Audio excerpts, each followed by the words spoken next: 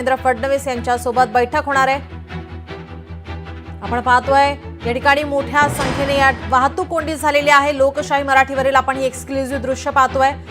Eastern वे वरती आता ही मोठी वाहतूक कोंडी झाली आहे। सकाळपासूनच या ठिकाणी मराठा बांधव आझाद मैदानावर दाखल झालेले आहेत। जरांगे यांच्या आरक्षणासाठी आजपासून आंदोलन उपोषण सुरू झालेलं आहे। मोठ्या प्रमाणात मराठा बांधव सीएसएमटी परिसरात दाखल झालेत। आपापल्या गाडीने रेल्वेने या ठिकाणी दाखल झालेले आहेत। मात्र यामुळे आता ईस्टर्न वे वरती वाहतूक कोंडी झालेली पाहायला मिळते।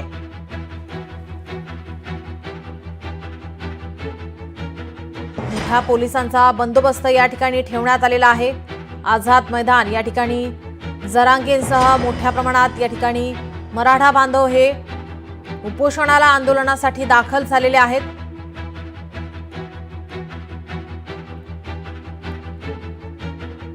सीएसएमटी मधील आपण ही दृश्य पाहतोय।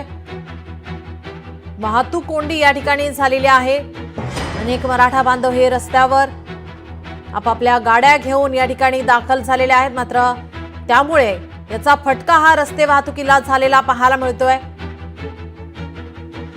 भगवं वादळ मुंबईत धडकलेलं आहे। जरांगेंसह मोठ्या संख्येने मराठा बांधव या ठिकाणी आझाद मैदानावर दाखल झालेले आहेत। सीएसएमटी वरील आपण ही दृश्य पाहतोय। या ठिकाणी वाहतूक कोंडी झाली आहे। पोलिसांचा तगडा बंदोबस्त या ठिकाणी ठेवण्यात आलेला आहे। या उपोषणामुळे आता दक्षिण मुंबईत मोठ्या प्रमाणात वाहतूक कोंडी झालेली पाहायला मिळते। सकाळी पासून आता या ठिकाणी जरांगे आणि मराठा बांधव हे आझाद मैदानावर दाखल झाल्यापासून आताची आपण ही 1 वाजताची दृश्य पाहतोय। मोठ्या संख्येने मराठा बांधव या आंदोलनात सहभागी झालेले आहेत। जरांगे यांच्या आंदोलनात पाठिंबा देण्यासाठी या ठिकाणी भगवं वादळ मुंबईत धडकलेला आहे।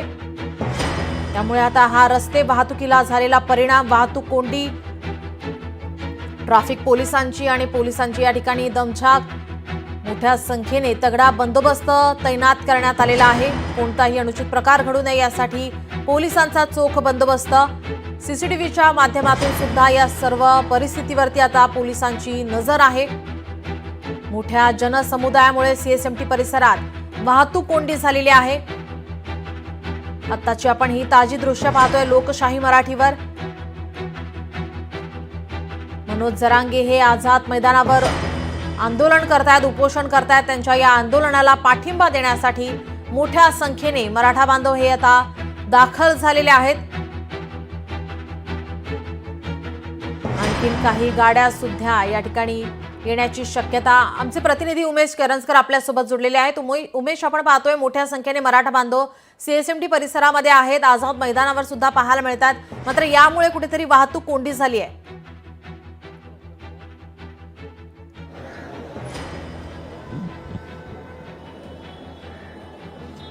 हॅलो उमेश, माझा आवाज आपल्यापर्यंत पोहोचतोय?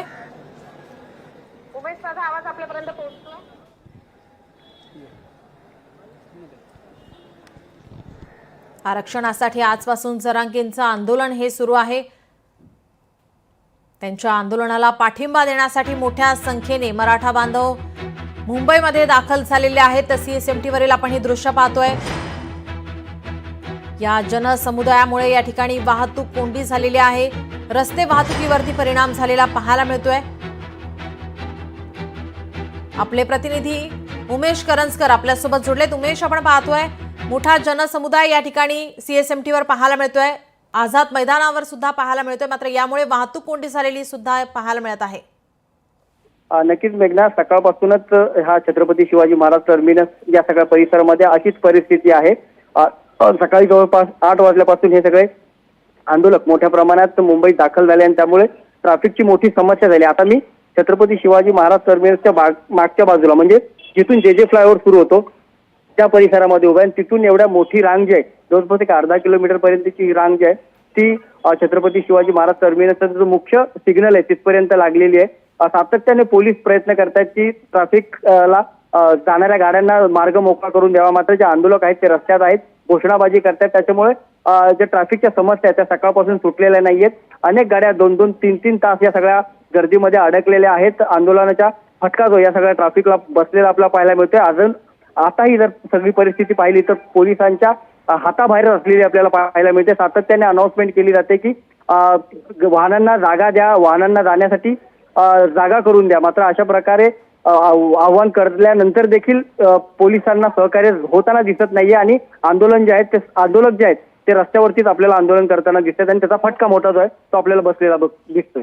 जी उमेश, जर आपण पाहिलं तर या भागामध्ये आता गणेश भक्त असतील ते मुंबईमध्ये येत असतात. लालबागचा राजा असेल, चिंचपोकळीचा असेल, गणेश गल्लीचा राजा असेल, या ठिकाणी येण्यासाठी आता सुट्ट्या सुरू आहेत. मात्र अशा वेळेस या भागामध्ये गर्दी होतीये.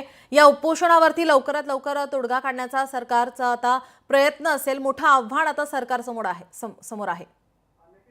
राज्य सरकारसमोर मोठं आव्हान आहे. त्या दृष्टीने मुख्यमंत्र्यांनी देखील पावलं उचललीत. जी माहिती मिळते त्यानुसार लवकरच ही बैठक जी आहे ती जरांगे पाटलांसोबत होईल आणि यावर तोडगा काढण्याचा प्रयत्न असेल. मात्र ज्या प्रकारे तू म्हणालीस की गणेशोत्सव सण साजरा केला जातोय आणि मुंबईचा गणेशोत्सव हा जगप्रसिद्ध आहे. मोठ्या प्रमाणात लोक येतात. मुंबईकर देखील सायंकाळी बाहेर पडतात आणि असं असताना जर अशीच परिस्थिती राहिली तर मोठा फटका आपल्याला पाहायला मिळेल. आता ही थेट जी दृश्य आहेत इथूनच थोड्या पुढे अंतरावर फोर्टचा राजा असा प्रसिद्ध गणपती आहे. त्याच्या दर्शनासाठी मोठी गर्दी जी आहे ती संध्याकाळी होताना आपल्याला पाहायला मिळते. कारण लालबाग आणि या सगळ्या परिसरातले गणपती यांचं दर्शन घेतल्यानंतर या परिसरात नागरिक जे आहेत किंवा मुंबईकर जे आहेत ते दर्शनासाठी येत असतात. मात्र आज सायंकाळी जर तसे नागरिक या सगळ्या परिसरात आले आणि परिस्थिती अशीच राहिली तर गणेश भक्तांना देखील त्याचा फटका बसू शकतो.